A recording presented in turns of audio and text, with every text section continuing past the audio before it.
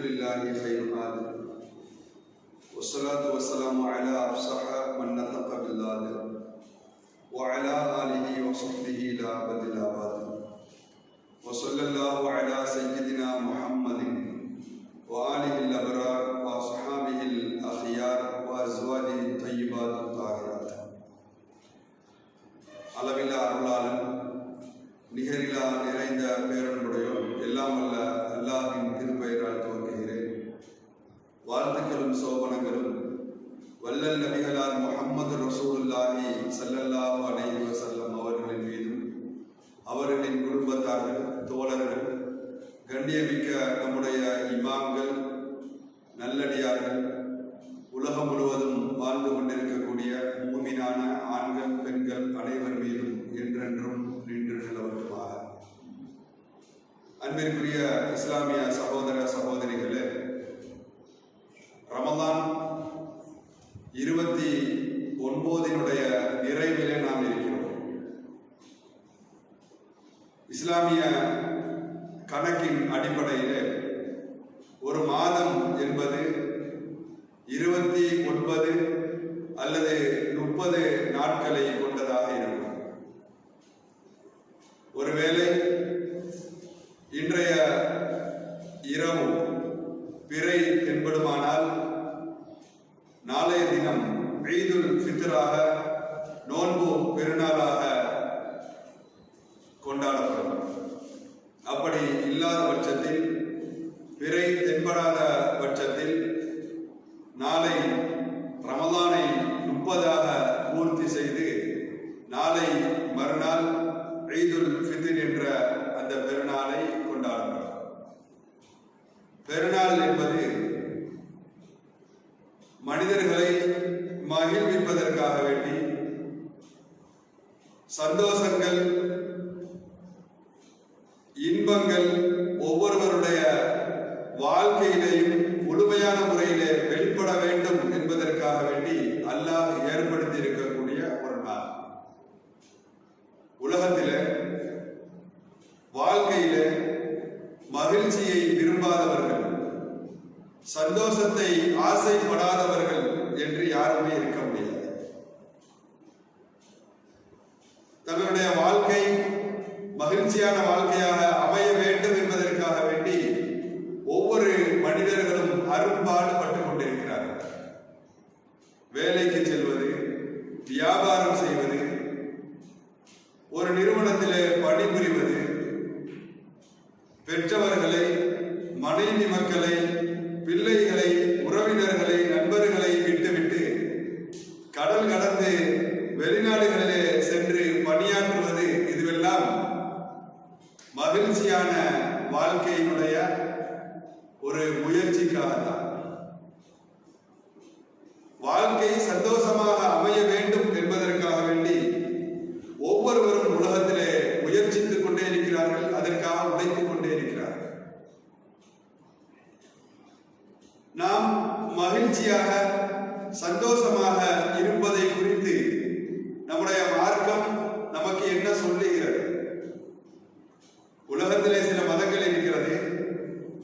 நீங்கள் ஆன்மீக வாழ்விலே உச்சத்தை அடைய வேண்டுமானால் வாழ்க்கையினுடைய இன்பங்களை, மகிழ்ச்சிகளை, சந்தோஷங்களை நீங்கள் தொலைக்க வேண்டும் என்று சொல்லக்கூடிய மதங்கள் உலகத்திலே எவ்வளவோ இருக்கிறது. இறை திருப்தி என்ற அந்த இலக்கை நீங்கள் அடைய வேண்டுமானால் வாழ்க்கையினுடைய இன்பங்களை நீங்கள் விட்டு விலக வேண்டும் என்று பல மதங்கள் போதித்துக் கொண்டிருக்கிறது. நம்முடைய மார்க்கத்தை பொறுத்தவரை மகிழ்ச்சிகளின் விஷயத்திலே, சந்தோஷங்களின் விஷயத்திலே நமக்கு என்ன சொல்லுகிறது என்றால், நபிகளார் ஸல்லல்லாஹு அலைஹி வஸல்லம் அவர்கள் மிக தெளிவான வார்த்தையோடு தன்னுடைய தோழர்களை பார்த்து சொன்னார்கள், உங்களுக்கு எதுவெல்லாம் மகிழ்ச்சியை தருமோ, உங்கள் வாழ்க்கையில் எதுவெல்லாம் உங்களுக்கு சந்தோஷத்தை தரும் என்று நீங்கள் கருதுகிறீர்களோ அது அத்தனையும் அடைந்து கொள்வதற்காக வேண்டி நீங்கள் ஆசைப்படுங்கள், அதற்காக நீங்கள் முயற்சி செய்யுங்கள், அதில் எந்த தவறும் இல்லை என்றார்கள் நபிகளார் ஸல்லல்லாஹு அலைஹி வஸல்லம். இந்த ஹதீஸை அவர்கள் எப்போது சொன்னார்கள்? சொன்ன நேரம் எப்படிப்பட்டது? புகாரில இமாம் புகாரி ரஹ்மத்துல்லாஹி அலைஹி அவர்கள் ஹதீஸை பதிவு செய்கிறார்கள். அபூ உபைதா இப்னு ஜர்ராஹ் என்ற நபித்தோழரை பஹ்ரைனிலே இஸ்லாமிய ஆட்சியின் கீழே வாழ்ந்த முஸ்லிம் அல்லாத குடிமக்களிடம் இருந்து அவர்களுக்கான பாதுகாப்பு வரி என்ற ஜிஸ்யாவை வசூலித்து வருவதற்காக வேண்டி நபி அவர்கள் அனுப்பி வைக்கிறார்கள். பஹ்ரைன் என்பது நபியினுடைய காலத்திலே செல்வம் கொழித்த செழிப்பான ஒரு பகுதியாக இருந்தது. அபூ உபைதா இப்னு ஜர்ராஹ் பஹ்ரைனுக்கு செல்கிறார். அங்கிருந்த முஸ்லிம் அல்லாதவர்களிடத்திலே ஜிஸ்யாவை வசூலிக்கிறார். ஏராளமான செல்வம், ஏராளமான வரி குவிகிறது. அது அனைத்தையும் எடுத்துக்கொண்டு அபூ உபைதா இப்னு ஜர்ராஹ் மதீனாவை நோக்கி திரும்புகிறார். அபூ உபைதா மதீனாவை நோக்கி வந்து கொண்டிருக்கிறார். ஏராளமான செல்வத்தோடு அவர் வந்து கொண்டிருக்கிறார். நாளை காலை சுபுஹ் தொழுகைக்கு அவர் மஸ்ஜித் நபவியை வந்து சேருவார் என்ற தகவல் மதீனா முழுவதும் காட்டு தீயாய் பரவுகிறது. மதீனாவின் பல்வேறு தெருக்களிலே பகுதிகளிலே வாழ்ந்த நபித்தோழர்கள் அன்றைக்கு காலை சுபுஹ் தொழுகைக்கான வாங்கு சொல்லப்பட்டதும் மஸ்ஜித் நபவியிலே வந்து ஒன்று கூடிவிட்டார்கள். வளமையாக வேறு வேறு பள்ளிவாசல்களிலே தங்கள் பகுதிகளிலே தொழுகையை நிறைவேற்றக்கூடிய நபித்தோழர்கள் எல்லாம் அன்றைய சுபுஹிலே மஸ்ஜித் நபவியிலே ஒன்று கூடிவிட்டார்கள். பள்ளிவாசலை நிரம்பி வடிந்து கொண்டிருக்கிறது. சுபுஹ் தொழுகையை நபிகள் ஸல்லல்லாஹு அலைஹி வஸல்லம் அவர்கள் தொழ வைக்கிறார்கள். சலாம் கொடுத்துவிட்டு எப்போதுமே தன்னுடைய தோழர்களை முன்னோக்கி திரும்பி அமர்வது நபியினுடைய ஒரு பழக்கம். யார் வந்திருக்கிறார், யார் வரவில்லை, அவர் ஏன் வரவில்லை, என்ன காரணம், ஏதும் உடல்நிலை சரியில்லையா என்பதாகவெல்லாம் ஒவ்வொரு நாளும் அதிகாலை சுபுஹ் தொழுகையிலே நபி அவர்கள் விசாரிப்பார்கள். சலாம் கொடுத்து விட்டு திரும்பி பார்க்கிறார்கள். மஸ்ஜித் நபவி நிரம்பி வழிகிறது. பள்ளிவாசலுக்கு வெளியே எல்லாம் சஹாபாக்கள் இருக்கிறார்கள். ஹதீஸை அறிவிக்கக்கூடிய சஹாபி சொல்கிறார்கள், இந்த காட்சியை பார்த்ததும் ஃபதபஸ்ஸம ரசூலுல்லாஹி ஸல்லல்லாஹு அலைஹி வஸல்லம், ரசூலுல்லாஹி ஸல்லல்லாஹு அலைஹி வஸல்லம் அவர்கள் சிரித்து விட்டார்கள். ஏன் இவ்வளவு கூட்டம் என்ற காரணம் அவர்களுக்கு புரிந்துவிட்டது. ஃபதபஸ்ஸம, அப்படியே ஒரு புன்னகை கொடுத்தார்கள் தோழர்களை பார்த்து. அதற்கடுத்து கேட்டார்கள், தோழர்களே, அபூ உபைதா இப்னு ஜர்ராஹ் பஹ்ரைனில் இருந்து வருகிறார், ஏராளமான செல்வங்களோடு சுபுஹ் தொழுகைக்கு அவர் மஸ்ஜித் நபவியை வந்து அடைகிறார் என்ற தகவல் உங்கள் அனைவருக்கும் கிடைத்து விட்டது போல் தெரிகிறதே என்று நபி அவர்கள் கேட்கிறார்கள். அத்தனை சஹாபாக்களும் ஆம், நாம் யா ரசூலல்லாஹ் கேள்விப்பட்டோம், அதுதான் வந்தோம் என்று சொல்கிறார்கள். சஹாபாக்களுடைய வாழ்க்கை நமக்கு தெரியும். மிக ஏழ்மையான, மிக வறுமையான வாழ்க்கை. அன்றாடம் உழைத்து, அன்றாடம் சாப்பிட்டு, அன்றாட தேவைகளை நிறைவு செய்து கொள்ளக்கூடிய அளவுக்கு மிக ஒரு வறுமையான, மிக ஏழ்மையான ஒரு வாழ்க்கை. அபூ உபைதா பொருளோடு வருகிறார். நபி அவர்கள் பங்கு வைத்து தருவார்கள். அதிலிருந்து தங்களுடைய ஏதாவது ஒரு தேவையை நாம் பூர்த்தி செய்து கொள்ளலாம் என்ற ஒரு எண்ணத்திலே அவர்கள் அங்கே ஒன்று கூடியிருக்கிறார்கள். ஆம், அபூ உபைதா வரக்கூடிய செய்தியை கேள்விப்பட்டோம், எனவே இங்கே நாங்கள் வந்தோம் என்று நபியிடத்தில் அவர்கள் சொன்ன போதுதான் நபிகளார் ஸல்லல்லாஹு அலைஹி வஸல்லம் அவர்கள் சொன்னார்கள், தோழர்களே, அபுஷிரு வ அம்மிலு மா யுஸிருக்கும், தோழர்களே, அபுஷிரு, உங்களுக்கு நான் ஒரு சுப செய்தி சொல்கிறேன், நீங்கள் சோபனம் பெற்றுக் கொள்ளுங்கள். வ அம்மிலு மா யுஸிருக்கும், உங்கள் வாழ்க்கையில் உங்களுக்கு எதுவெல்லாம் சந்தோஷத்தை தருமோ, உங்களுக்கு எதுவெல்லாம் மகிழ்ச்சியை தருமோ, அது அத்தனைக்கும் நீங்கள் ஆசைப்படுங்கள், அதிலே உங்கள் மீது கவலை இல்லை என்று நபிகளார் ஸல்லல்லாஹு அலைஹி வஸல்லம் அவர்கள் சொல்லிவிட்டு ஒரே ஒரு எச்சரிக்கையை மட்டும் அதற்கு அடுத்து சொன்னார்கள், எனக்கு பின்பு, இந்த உலகத்தை விட்டு நான் மறைந்ததற்கு பின்பு என்னுடைய சமுதாயமாகிய நீங்கள் ஏழ்மையிலே, வறுமையிலே அகப்பட்டு விடுவீர்களோ என்ற பயம் எனக்கு துளியும் இல்லை. எனக்கு பின்பு நீங்கள் பொருளாதாரம்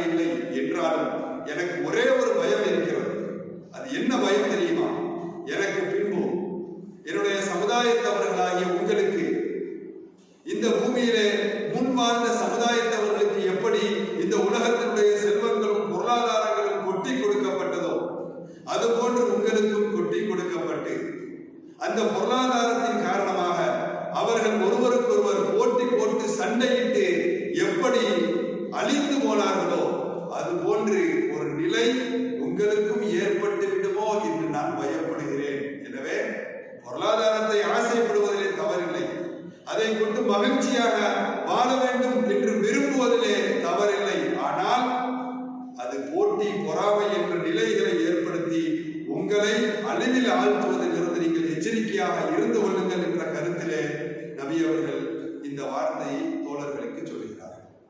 ஆக மகிழ்ச்சியாக இருப்பதற்கு மட்டுமல்ல, எதுவெல்லாம் நமக்கு மகிழ்ச்சியை தருமோ அது அத்தனையும் வாழ்க்கையிலே நாம் அடைந்து கொள்வதற்கு ஆசைப்படுவதை கூட, அதற்காக முயற்சிப்பதை கூட நம்முடைய மார்க்கம் ஊக்குவிக்கிறது, அதை அனுமதிக்கிறது. மகிழ்ச்சியாக வாழ வேண்டும் என்று விரும்பாதவர்கள் உலகத்தில் யாரும் இல்லை. அதே நேரத்தில் மகிழ்ச்சியாக நம்மை வாழ்வதற்கு அனுமதித்திருக்கக்கூடிய நம்முடைய மார்க்கம் நாம் எப்படி மகிழ்ச்சியாக வாழ வேண்டும் என்று நாம் விரும்புகிறோமோ அதுபோன்று பிற மனிதர்களும் மகிழ்ச்சியாக சந்தோஷமாக வாழ வேண்டும் என்று நாம் ஆசைப்படக்கூடியவர்களாக, அதற்கான காரியங்களை முன்னெடுக்கக்கூடியவர்களாக நாம் இருக்க வேண்டும் என்றும் நமக்கு வலியுறுத்துகிறார்.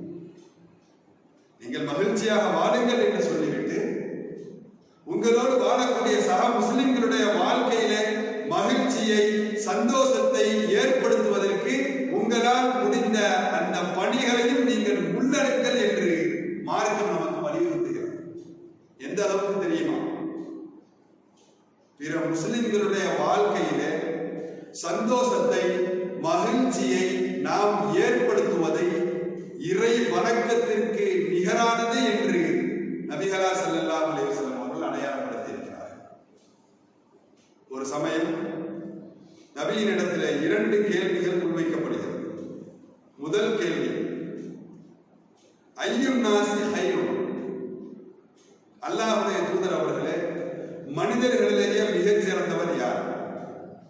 இரண்டாவது கேள்வி, ஐயுல் அஅமாலி அஹப்பு இலல்லாஹ், மனிதர்கள் செய்யக்கூடிய செயல்களிலேயே அல்லாஹ்விற்கு மிக விருப்பமான, அல்லாஹ்விற்கு பிடித்தமான செயல் அமல் எது என்ற ஒரு கேள்வி.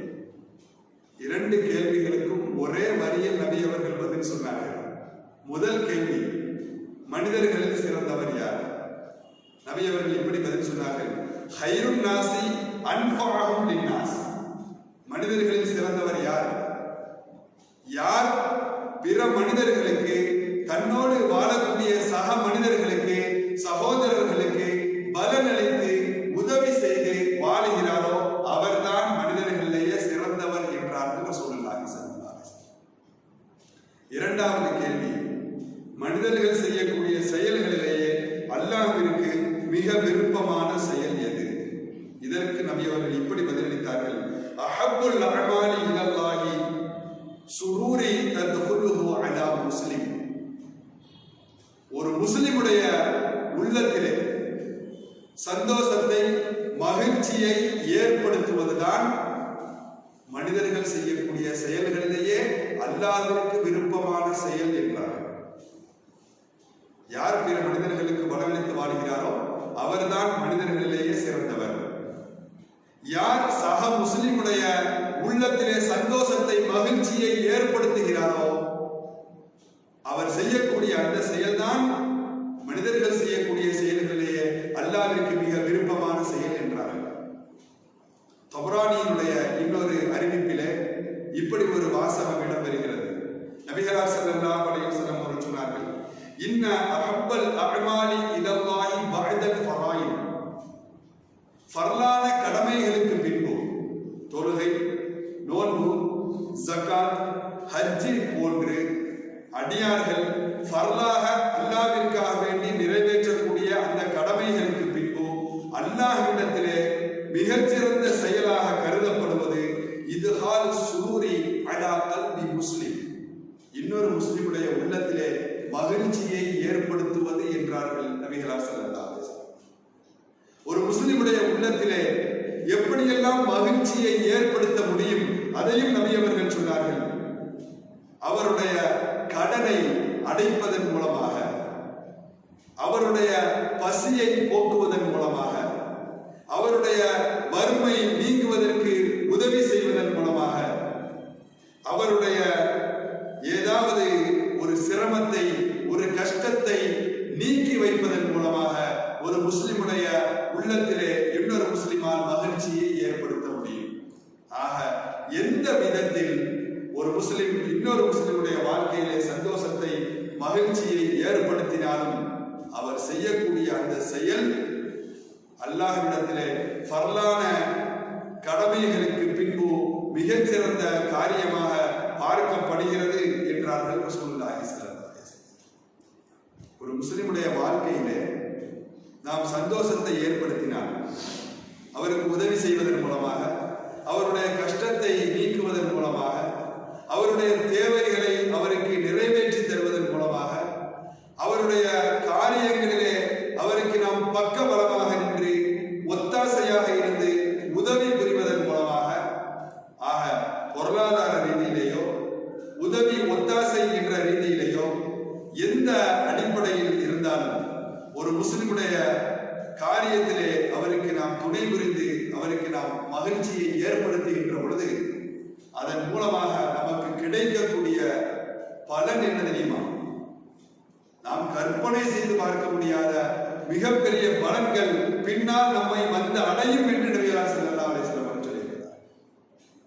ஹதீஸிலே நபி அவர்கள் சொல்லுகிறார்கள், ஒரு இறை நம்பிக்கையாளர் ஒருவர் தன்னுடைய சக முஸ்லிமுடைய வாழ்க்கையிலே சந்தோஷத்தை, மகிழ்ச்சியை ஏற்படுத்துகின்ற பொழுது அவர் செய்யக்கூடிய இந்த செயலின் காரணமாக அவருக்காக வேண்டி அல்லாஹ் பிரத்யோகமாக ஒரு மலக்கை படைக்கிறார்.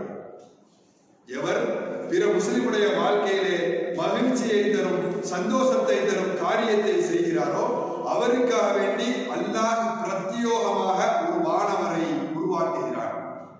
அந்த வானவர்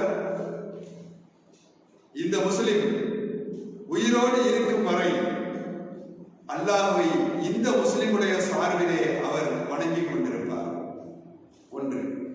இரண்டாவது, அந்த முஸ்லிம் மரணித்து விட்டார், பிறருடைய வாழ்க்கையிலே மகிழ்ச்சியை தரக்கூடிய அந்த முஸ்லிம் இறந்து விட்டார், அவர் பிற முஸ்லிம்களுக்கு தந்த அந்த மகிழ்ச்சியை எல்லாம் அல்லாஹ் ஒரு உருவமாக படைத்து, அந்த மகிழ்ச்சிக்கு, அந்த சந்தோஷங்களுக்கு அல்லாஹ் ஒரு உருவத்தை கொடுத்து, இறந்து போன இந்த மனிதனுடைய கபருக்கு அல்லாஹ் அந்த உருவத்தை அனுப்பி வைக்கிறார். அந்த கபருக்கு வந்த அந்த உருவம், அது மனித உருவமோ அல்லது வேறு உருவமோ, உருவத்தை அல்லாஹ் கொடுத்து அதை அவருடைய கபருக்கு அனுப்பி வைப்பான் என்ற வார்த்தையை தான் நபி அவர்கள் ஹதீஸிலே பயன்படுத்துகிறார்கள். அந்த உருவம் அவருடைய கபரிலே வந்து அவரை பார்த்து கேட்கும், அமா தஅரிஃபுனி, நான் யார் என்று நீ அறிவாயா என்று கேட்கும். அப்போது அந்த மனிதன் சொல்லுவான், மன் அன்த, நீ யார்? உன்னை இதற்கு முன்பு நான் பார்த்ததில்லை, சந்தித்ததில்லையே, நீ யார் என்று அவன் கேட்பான். அப்போது அந்த உருவம் சொல்லும், நான் தான் உலகத்திலே இன்னென்ன மனிதர்களுக்கு நீ உதவி செய்து சந்தோஷத்தை, அவருடைய உள்ளத்திலே மகிழ்ச்சியை ஏற்படுத்தினாய் அல்லவா, அந்த மகிழ்ச்சி தான் நான் இப்போது ஒரு உருவமாக வந்திருக்கிறேன்.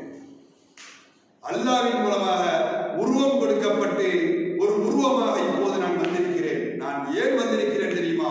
இந்த கபரிலே இருக்கக்கூடிய உன்னுடைய தனிமையை போக்குவதற்காக நான் வந்திருக்கிறேன். இந்த கபரிலே நீ சந்திக்கக்கூடிய உன்னுடைய வெறுச்சியை போக்குவதற்காக இங்கே நான் வந்திருக்கிறேன். உன்னுடைய நன்மையினுடைய ஆதாரங்களை நிறுவுவதற்காக இங்கே நான் வந்திருக்கிறேன். மலக்குமார்கள், வானவர்கள் உன்னிடத்திலே வந்து கேள்வி கேட்கின்ற பொழுது அந்த கேள்விக்கான பதிலை நீ சொல்லுவதற்கு, உனக்கு உதவி செய்வதற்காக அல்லாஹ்வால் இங்கு நான் அனுப்பி வைக்கப்பட்டிருக்கிறேன். அது மட்டுமல்ல, நான் இங்கே அனுப்பி வைக்கப்பட்டதனுடைய இன்னொரு மிக முக்கியமான காரணம் என்ன தெரியுமா?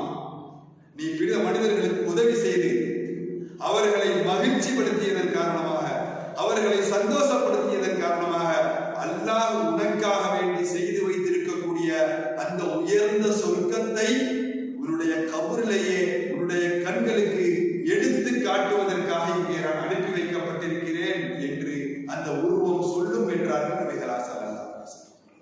இந்த உலகத்திலே நம்மோடு வாழக்கூடிய சக முஸ்லிம்களுக்கு நாம் மகிழ்ச்சியை தரக்கூடிய விதத்தில், சந்தோஷத்தை தரக்கூடிய விதத்தில் நம்முடைய செயல்பாடுகளை நாம் அமைத்து வாழ்ந்தால் நாளை நம்முடைய கபரிலே யாருமே நமக்கு துணை இருக்காத அந்த நேரத்திலே ஒரு உருவமாக அந்த நன்மைகள் வந்து நம்முடைய தனிமையை போக்கும், நம்முடைய வெறுச்சியை நீக்கும், நமக்கான சொர்க்கத்தை நம் கண் முன்னால் கொண்டு வந்து நிறுத்தும் என்றார்கள் நபிகள் ஸல்லல்லாஹு அலைஹி வஸல்லம். பிற மனிதர்களுடைய வாழ்க்கையிலே நாம் ஏற்படுத்தக்கூடிய மகிழ்ச்சி இவ்வளவு உன்னதமான அந்தஸ்தை எல்லாரிடத்திலே நமக்கு பெற்றுத் தருகிறது. அது மட்டுமல்ல, ஒரு விஷயத்தை ஏன் இவ்வளவு பெரிய அந்தஸ்தை இந்த காரியம் பெற்றுத் தருகிறது என்றால், இறைவனுக்காக நாம் செய்யக்கூடிய ஆற்றக்கூடிய கடமைகளை விட பிற மனிதர்களுக்கு நாம் செய்யக்கூடிய உதவிகள், அதன் காரணமாக அவர்களுக்குள்ளே நாம் ஏற்படுத்தக்கூடிய அந்த மகிழ்ச்சிகள் அல்லாஹ்விடத்தில் மிக உன்னதமானதாக பார்க்கப்படுகிறது. அல்லாமா இப்னு கஸீர் ரஹ்மத்துல்லாஹி அலைஹி அவர்கள், இந்த பெயரை கேள்விப்படாதவர்கள் இந்த சமுதாயத்தில் பெரும்பாலும் இருக்க முடியாது. ஹதீஸ் கலையிலே ஆதாரபூர்வமான ஹதீஸ்களை இந்த சமூகத்திற்கு வழங்கிய விஷயத்திலே இமாம் புகாரி ரஹ்மத்துல்லாஹி அலைஹி அவர்களுடைய பெயர் இந்த சமூகத்தினுடைய உள்ளங்களிலே எப்படி ஆழமாக பதிந்து விட்டதோ, அது போன்று குர்ஆனுடைய விஷயத்திலே ஆதாரபூர்வமான சந்தேகத்திற்கிடமான அடிப்படையிலே குர்ஆனுக்கு விரிவுரை வழங்கிய விஷயத்திலே அல்லாமா இப்னு கஸீர் ரஹ்மத்துல்லாஹி அலைஹி அவர்களுடைய பெயர் இந்த சமூகத்தினுடைய உள்ளங்களிலே நிலை பெற்றுவிட்டது. தஃப்சீர் இப்னு கஸீர், லட்சக்கணக்கான திருக்குர்ஆன் விரிவுரைகள் இந்த உலகத்திலே இருந்தால் இன்றைக்கு வரை குர்ஆனுக்கு விளக்க உரைகள் விரிவுரைகள் எழுதப்பட்டு கொண்டுதான் இருக்கிறது. லட்சக்கணக்கான விளக்க உரைகள் இந்த உலகத்திலே இருந்தாலும் எல்லா விளக்க உரைகளை விட மிகச்சிறந்த விளக்க உரையாக ஆதாரபூர்வமான தஃப்சீராக திகழ்வது அல்லாமா இப்னு கஸீர் ரஹ்மத்துல்லாஹி அலைஹி அவர்கள் ஓர்வை செய்த தஃப்சீர் இப்னு கஸீர் என்ற அந்த நூல்தான். அந்த அல்லாமா இப்னு கஸீர் ரஹ்மத்துல்லாஹி அலைஹி அவர்கள் அந்த தஃப்சீர் இப்னு கஸீர் அல்லாது ஏராளமான நூல்களை அவர்கள் கோர்வை செய்திருக்கிறார்கள். ஹதீஸிலே நூலை கோர்வை செய்திருக்கிறார்கள், ஆன்மீகம் சம்பந்தமான நூல்களை கோர்வை செய்திருக்கிறார்கள்.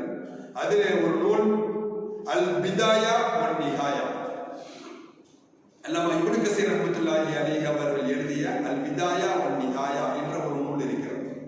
அந்த நூலிலே அல்லாமா இப்னு கஸீர் ரஹ்மத்துல்லாஹி அலைஹி அவர்கள் ஒரு நிகழ்ச்சியை பதிவு செய்கிறார்கள். என்ன நிகழ்ச்சி? அப்துல்லா இப்னு முபாரக் ரலியல்லாஹு அன்ஹு நபிகள் ஸல்லல்லாஹு அலைஹி வஸல்லம் காலத்திற்கு, சஹாபாக்களுடைய காலத்திற்கு அடுத்த காலத்தில் அடுத்த தலைமுறையிலே தாபிஈன்கள் என்று நாம் சொல்வோம் அல்லவா, சஹாபாக்களை அடுத்து வாழ்ந்த தலைமுறையினர், அந்த தலைமுறையிலே வாழ்ந்தவர் அப்துல்லா இப்னு முபாரக் ரலியல்லாஹு அன்ஹு. ஹதீஸ் கலையிலே மிகப்பெரிய சிகரமாக இந்த சமூகத்திலே பார்க்கப்படக்கூடிய ஒரு மாமனிதர். ஹதீஸ் துறையை பொறுத்தவரை அமீருல் முஃமினீன ஃபில் ஹதீஸ், எப்படி குலஃபாய ராஷிதீன்கள் நபி அவர்களுக்கு பின்பு ஆட்சி அதிகாரத்திலே இருந்து இந்த சமுதாயத்தை வழிநடத்திய ஹலீஃபாக்கள் என்று, நேர்வழி பெற்ற ஹலீஃபாக்கள் என்று 4 நபர்களை நாம் அறிந்து வைத்திருக்கிறோமோ, அபூபக்கர், உமர், உஸ்மான், அலி ரலியல்லாஹு அன்ஹும், இந்த 4 நபர்களை ஆட்சி அதிகாரத்திலே இருந்து இந்த சமுதாயத்தை வழிநடத்தியவர்கள் என்று எப்படி நாம் அறிந்து வைத்திருக்கிறோமோ, அதுபோன்று ஹதீஸ் கலையிலே அமீருல் முஃமினீன ஃபில் ஹதீஸ், ஹதீஸ் கலையிலே இந்த முஸ்லிம் சமூகத்தினுடைய 4 மிக பெரும் தலைவர்கள், சிகரங்கள் என்று போற்றப்படக்கூடிய மாமனிதர்களில் ஒருவர் அப்துல்லா இப்னு முபாரக் ரலியல்லாஹு அன்ஹு. மிகப்பெரிய இமாம், எளிமையான வாழ்க்கை, முஸ்தஜாபு தஅவா என்று சொல்வார்கள். துஆ அல்லாஹ்விடத்திலே கையேந்தி கேட்டால் உடனே ஒப்புக்கொள்ளப்படக்கூடிய அந்த ஒரு சிறப்பிற்குரிய நிலையை பெற்ற பெருமனிதர்களே ஒருவர். மழை வேண்டும் என்று சில ஊர்களில் இருந்து வருவார்கள். அப்துல்லா இப்னு முபாரக் ரலியல்லாஹு அன்ஹு அவர்கள் கையேந்தி துஆ செய்வார்கள், உடனே மழை பொழியும். அப்படிப்பட்ட ஒரு மாமனிதர், ஹதீஸ் கலையினுடைய சிகரம். இவர்களுடைய ஒரு பழக்கம் என்னவென்றால், வருடம் முழுவதும் சம்பாதிப்பார்கள். சம்பாதித்து ஒரு வருடம் ஜிஹாதுக்கு செல்வார்கள், இன்னொரு வருடம் ஹஜ்ஜிக்கு செல்வார்கள். உதாரணத்துக்கு 10 மாதங்கள் சம்பாதித்து 2 மாதங்கள் ஜிஹாதுக்கு, அந்த காலத்திலே பல்வேறு பகுதிகளுக்கு இஸ்லாமிய படைகள் முஜாஹிதீன்கள் ஜிஹாதுக்கு அனுப்பி வைக்கப்பட்டுக் கொண்டே இருப்பார்கள். வருடம் முழுவதும் சம்பாதித்து ஒரு ஆண்டு ஜிஹாதுக்கு அந்த பணத்தை செலவழித்து செல்வார்கள், இன்னொரு ஆண்டு ஹஜ் உம்ராவிற்காக வேண்டி பயணத்தை அந்த பணத்தை வைத்து மேற்கொள்வார்கள். ஒரு வருடம் அவர்கள் ஹஜ் உம்ராவிற்காக வேண்டி செல்ல வேண்டிய அந்த முறை வரக்கூடிய ஒரு ஆண்டு. ஹஜ் செய்வதற்கு மக்காவிற்கு செல்வதற்கான வாகனத்தை, வாகனம் என்றால் குதிரை அல்லது ஒட்டகம், இதுதான் அந்த காலத்திலே வாகனம். வாகனத்தை வாங்குவதற்காக வேண்டி ஒரு சந்தைக்கு, தன்னுடைய ஊரிலே இருந்து பக்கத்து ஊரிலே நடக்கக்கூடிய ஒரு பெரிய சந்தைக்கு பண மூட்டையை, பண பையை கையில எடுத்துக்கொண்டு அப்துல்லா இப்னு முபாரக் ரலியல்லாஹு அன்ஹு அவர்கள் சென்று கொண்டிருக்கிறார். செல்லக்கூடிய வழியிலே ஒரு காட்சி. அந்த காட்சியை பார்த்ததும் அப்துல்லா இப்னு முபாரக் ரலியல்லாஹு அன்ஹு அவர்களுடைய கண்கள் அப்படியே குளமாகிவிட்டது. ஒரு முஸ்லிம் பெண்மணி ஃபர்தா அணிந்திருக்கிறார், கண்ணமெல்லாம் ஒட்டி போயிருக்கிறது, கண்கள் பஞ்சடைந்திருக்கிறது. அவரை பார்த்தாலேயே தெரிகிறது வறுமை அவளை எந்த அளவுக்கு போட்டு வாட்டி வரைந்திருக்கிறது என்பது. ஒரு பெண்ணை பார்க்கிறார்கள். அந்த பெண் செத்து போன கோழிகளுடைய அந்த இறக்கைகளை பீத்தெடுத்து அந்த இறைச்சிகளை வெட்டி ஒரு பாத்திரத்திலே போட்டு வைத்துக் கொண்டிருக்கிறார். அந்த சந்தையிலே செத்த கோழிகளை ஒரு இடத்திலே கொண்டு வந்து கொட்டுவார்கள். அந்த இடத்திலே அமர்ந்து செத்து போன அந்த கோழியினுடைய அந்த இறைச்சிகளை அவர் சேமித்துக் கொண்டிருக்கிறார். ஃபர்தாவோடு இந்த காரியத்தை அவர் செய்து கொண்டிருக்கிறார். இதை பார்த்து அப்துல்லா இப்னு முபாரக் ரலியல்லாஹு அன்ஹு அவர்கள் கலங்கி போய்விட்டார்கள். அந்த பெண்ணிடத்திலே கேட்கிறார்கள், என்ன காரியம் நீ செய்து கொண்டிருக்கிறாய்?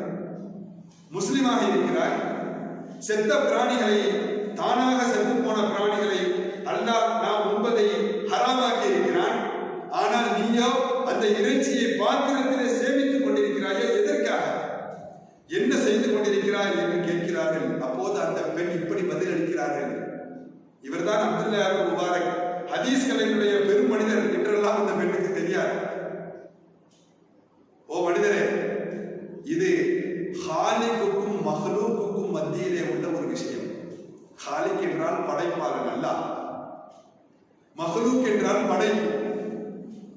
என்னுடைய அல்லாஹ்விற்கும் எனக்கும் மத்தியிலே உள்ள ஒரு விஷயம். நீ எதற்காக செல்கிறாயோ அந்த வேலையை பார்த்து நீ சென்று கொண்டே இரு என்று அந்த பெண் பதிலளிக்கிறார்.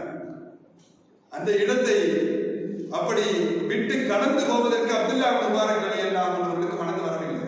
அதற்கடுத்து கேட்கிறார்கள், அன்ஷுதுக பில்லாஹ், அல்லாஹ்வை முன்னிறுத்தி நான் கேட்கிறேன், ஏன் இந்த காரியத்தை நீ செய்து கொண்டிருக்கிறாய்? அல்லாஹ்வை முன்னிறுத்தி ஒரு விஷயத்தை கேட்டுவிட்டால் உடனே அச்சத்தோடு பதிலளிக்கக்கூடிய அளவுக்கு ஈமானோடும் இறை அச்சத்தோடும் மக்கள் வாழ்ந்து கொண்டிருந்த காலம் அது. இன்றைக்கு அல்லாஹ்வை முன்னிறுத்தியே பலர்கள் பொய்களை சர்வசாதாரணமாக பேசிக் கொண்டிருக்கிறார்கள். அல்லாஹ்வை முன்னிறுத்தும் இடத்திலே கேட்கிறேன், ஏன் இந்த காரியத்தை செய்து கொண்டிருக்கிறாய் என்று கேட்டபோது அந்த பெண்மணி அப்துல்லா இப்னு முபாரக் ரலியல்லாஹு அன்ஹு அவர்களை நோக்கி திரும்புகிறார்கள். அந்த பெண்ணுடைய கண்கள் எல்லாம் அப்படியே கண்ணீரால் கட்டி போயிருக்கிறது. கண்ணீர் தழும்ப தழும்ப அந்த பெண் சொல்கிறாள், என்னை போன்ற ஒன்றுமில்லாத ஏழைகளுக்கு இது போன்ற செத்து போன பிராணிகளை அல்லாஹ் ஹலாலாக்கி வைத்திருக்கிறான். எனக்கு கணவன் இல்லை, 4 பெண் குழந்தைகள், எந்த வருமானமும் இல்லை, சம்பாதிப்பதற்கான எந்த சூழலும் என்னுடைய வாழ்க்கையில இல்லை. அவர்களுடைய பசியை போக்க வேண்டும். சாப்பிட்டு பல நாள் ஆகிறது. நான் அவ்வப்போது இந்த சந்தைக்கு அருகிலே வந்து இது போன்று செத்து போன கோழிகளை எடுத்துக்கொண்டு சமைத்து நானும் சாப்பிட்டு என்னுடைய பிள்ளைகளுக்கும் கொடுப்பேன். என் போன்ற ஒன்றுமில்லாத ஏழைகளுக்கு இது போன்ற செத்து போன பிராணிகளை அல்லாஹ் ஹலாலாக ஆக்கி வைத்திருக்கிறான். அதனால் தான் இந்த காரியத்தை செய்கிறேன் என்று அந்த பெண்மணி பதிலளிக்கிறார். மார்க்கத்திலே உயிரை காப்பதற்கு நிர்பந்தமான சூழ்நிலைகளிலே ஹராம்கள் கூட ஹலாலாகும். அந்த அடிப்படையில் அந்த பெண் இந்த வார்த்தையை சொல்கிறார். கலங்கி போனார்கள் அப்துல்லா இப்னு முபாரக் ரலியல்லாஹு அன்ஹு அவர்கள் கையிலே வைத்திருந்த அந்த பண முடிப்பை ஒன்றும் சொல்லாமல் அப்படியே அந்த பெண்ணுடைய கையிலே கொடுத்து விட்டு, எதற்காக சேமித்த பணம்? ஒரு வருடம் ஜிஹாதுக்கு செல்வார்கள், இன்னொரு வருடம் ஹஜ்ஜுக்கு செல்வார்கள். அதற்கான தயாரிப்புகளை செய்வதற்காக வேண்டி, வாகனம் வாங்குவதற்காக வேண்டி, உணவுப் பொருட்களை தயார் செய்வதற்காக வேண்டி சந்தைக்கு அந்த பணத்தோடு வந்து கொண்டிருந்த அப்துல்லா இப்னு உமர் எதையும் யோசிக்காமல் அந்த பெண்ணின் கையிலே அந்த பண முடிப்பை, அந்த பையை அப்படியே கொடுத்து விட்டு திரும்பி பார்க்காமல் அப்படியே நடந்து வருகிறார். நன்றி பெருக்கூட அந்த பெண் அப்துல்லா இப்னு முபாரக் ரலியல்லாஹு அன்ஹு அவர்களை பார்த்து கண்ணீர் வடிக்கிறார். சந்தைக்கு போன அப்துல்லா இப்னு முபாரக் அவர்கள் ஊருக்கு திரும்ப வருவார்கள். நாம் ஒன்றாக ஹஜ்ஜிக்கு சென்று விட்டு வரலாம் என்று அவர்களுடைய நண்பர்கள் எல்லாம் ஊரிலே காத்துக் கொண்டிருக்கிறார்கள். அப்துல்லா இப்னு முபாரக் ரலியல்லாஹு அன்ஹு அவர்கள் வருவதற்கு தாமதமாகிறது. வாகனத்தோடு வந்தால் விரைவாக திரும்ப வந்திருக்கிறார். இருந்த பணத்தை கையிலே கொடுத்து விட்டு நடந்து வந்து கொண்டிருக்கிறார். ஊரில் இவர்கள் எதிர்பார்த்து பயணத்திற்கு தயாராக இருந்தவர்கள் தாமதமாகிறது, நாம் கிளம்பாவிட்டால் இன்னும் தாமதமாகும் என்று தங்களுடைய பயணத்தை அவர்கள் தூங்கி விடுகிறார்கள். அவர்கள் ஹஜ்ஜுக்கு சென்றுகிறார்கள். அப்துல்லா இப்னு முபாரக் ரலியல்லாஹு அன்ஹு ஹஜ்ஜுக்கு செல்லவில்லை, ஊரிலே இருக்கிறார்கள். அவருடைய ஊரிலே இருந்து ஹஜ்ஜுக்கு சென்றவர்கள் எல்லாம் பாருங்கள், எவ்வளவு பெரிய அற்புதம் நடக்கிறது. இது கதை அல்ல. அல்லமா இப்னு கஸீர் ரஹ்மத்துல்லாஹி அலைஹி அவர்கள் இதை பதிவு செய்கிறார்கள். அவருடைய ஊரிலே இருந்து ஹஜ்ஜுக்கு சென்றவர்கள் எல்லாம் ஹஜ்ஜை முடித்து விட்டு திரும்ப வருகிறார்கள். வந்து தங்களுடைய இல்லங்களிலே சில நாட்கள் இருந்துவிட்டு ஒன்றாக கூடி அப்துல்லா இப்னு முபாரக் ரலியல்லாஹு அன்ஹு அவர்களை வந்து அவருடைய வீட்டிலே வந்து சந்திக்கிறார்கள். அற்புதத்தை பாருங்கள்.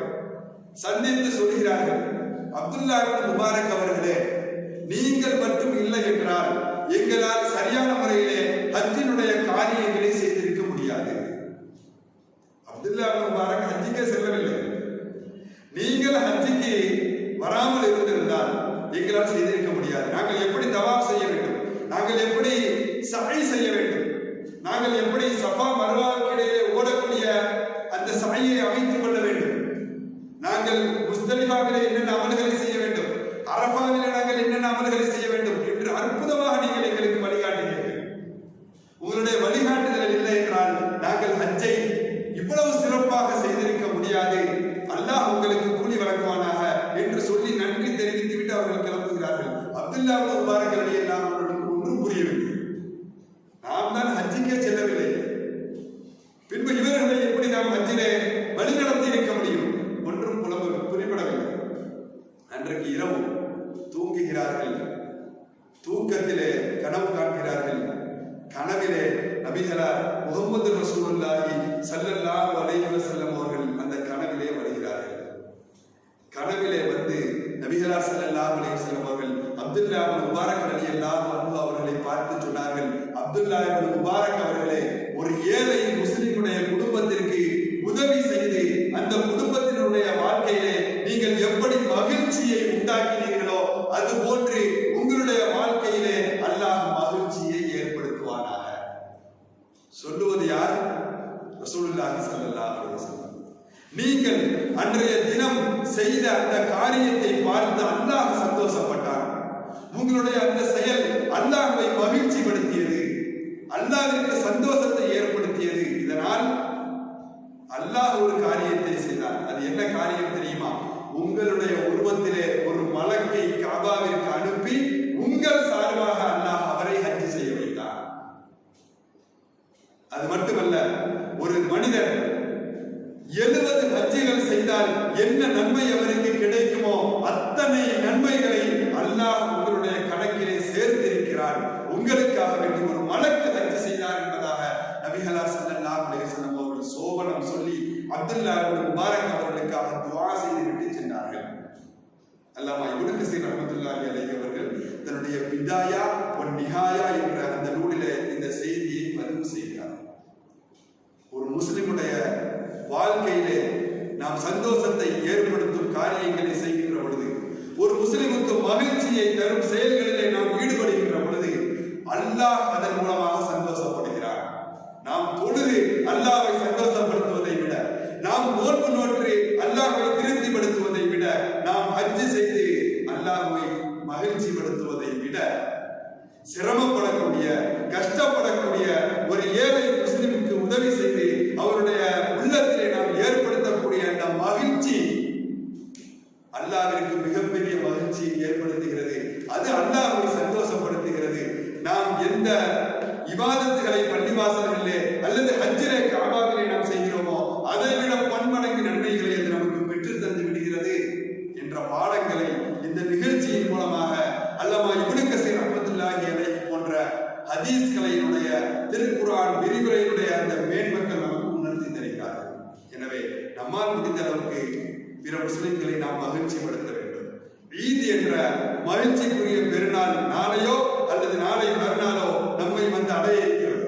அந்த நாளிலே நாம் எப்படி மகிழ்ச்சியாக இருக்க வேண்டும் என்று நாம் விரும்புகிறோமோ அதே போன்று நம்முடைய சமுதாயத்திலே நம்மோடு ஒன்றாக வாழக்கூடிய ஒவ்வொரு முஸ்லிம்களும் மகிழ்ச்சியாக இருக்க வேண்டும் என்று விரும்பக்கூடிய விசாலமான சிந்தனையும் குணமும் படைத்தவர்களாக நாம் இருக்க வேண்டும். நமக்கு அருகிலே நம் கண் முன்னால் சிரமப்படக்கூடியவர்களுடைய சிரமங்களை நீக்குவதற்கு நம்முடைய சக்திக்கு உட்பட்டு அந்த நேரத்திலே நாம் என்ன உதவிகளை செய்ய முடியுமோ அந்த உதவிகளை செய்து அவர்களையும் அந்த நாளிலே நாம் மகிழ்ச்சிப்படுத்த வேண்டும். மகிழ்ச்சிக்குரிய நாளிலே யாரும் கவலையோடு பசியோடு இருந்துவிடக் கூடாது என்பதற்காக வேண்டித்தான் நபி அவர்கள் ஃபித்ராவை கடமையாக்கினார்கள் என்ற செய்திகளை எல்லாம் இன்றைக்கு நாம் பார்த்தோம். எனவே நாமும் சந்தோஷமாக இருக்க வேண்டும். நம்முடைய மார்க்கம் நாம் மகிழ்ச்சியாக இருப்பதை தடை செய்யவில்லை. அதே நேரத்தில் பிறர் மகிழ்ச்சியாக இருப்பதற்கு நாம் காரணமாக அமைய வேண்டும் என்றும் தூண்டுகிறது. ஒரே ஒரு விஷயத்தை மட்டும் நினைவுபடுத்திக் கொள்ள விரும்புகிறோம். பெருநாளிலே நாம் எப்படி சந்தோஷமாக இருப்போமோ அதே போன்று பிறரை சந்தோஷப்படுத்த வேண்டும். நம்மால் பிறரை சந்தோஷப்படுத்த முடியவில்லை என்றால் குறைந்தபட்சம் யாருக்கும் இடையூறு தராத விதத்திலாவது தொல்லை தராத விதத்திலாவது நாம் நம்முடைய பெருநாள் கொண்டாட்டங்களை அந்த மகிழ்ச்சிகளை நாம் அமைத்துக் கொள்ள வேண்டும். நம்முடைய ஊர் உட்பட பல ஊர்களிலே பல இடங்களிலே இரவு நேரங்களிலே விழித்திருந்து மகிழ்ச்சியாக சந்தோஷமாக இருப்பதிலே எந்த தவறும் இல்லை.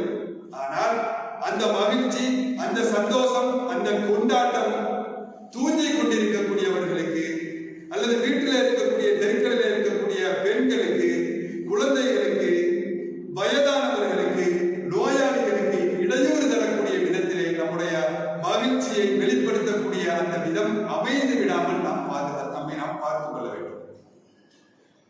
பைக்குகளிலே டூ வீலர்களிலே ஹார்ன் அடித்துக் கொண்டு கூச்சலிட்டுக் கொண்டு தெருக்களிலே செல்வது அல்லது தூங்கக்கூடிய பகுதிகளிலே பெரும் சத்தத்தோடு கூடக்கூடிய அந்த வெடிகளை பட்டாசுகளை வெடிப்பது இது போன்று பிறருக்கு தொல்லை தரும் அந்த காரியங்களை செய்யாமல் நம்முடைய அந்த மகிழ்ச்சியை நம்முடைய பெருநாளுடைய அந்த சந்தோஷங்களை நாம் அமைத்துக் கொள்ள வேண்டும். ஒரு முஸ்லிம் எப்போதும் பிறருக்கு பலனளிக்கக்கூடியவனாகவே இருப்பான். பிறருக்கு எந்த விதத்திலும் தொல்லை தரக்கூடியவனாக ஒரு முஸ்லிம் இருக்க மாட்டான். பிற மனிதர்களை கஷ்டப்படுத்தி வாழக்கூடிய வாழ்க்கை ஒரு முஸ்லிமுடைய வாழ்க்கையாக இருக்க முடியாது என்பதாக எல்லாம் நபிகள் ஸல்லல்லாஹு அலைஹி வஸல்லம் அவர்கள் நமக்கு சொல்லித் தந்திருக்கிறார்கள். எனவே அருமையான இஸ்லாமிய பெருமக்களே, எல்லாம் வல்ல அல்லாஹ் ரப்பல் ஆலமீன் நம்முடைய மகிழ்ச்சியை வாழ்க்கையிலே மௌத் வரை நிலைக்க செய்வானாக. மௌத்திற்கு பின்பும் அல்லாஹ் ரப்பல் ஆலமீன் நம்மை மகிழ்ச்சியோடு சந்தோஷத்தோடு வாழக்கூடிய நல்லடியார்களுடைய கூட்டத்திலே அல்லாஹ் நம்மை ஒன்று சேர்த்தல் புரிவானாக.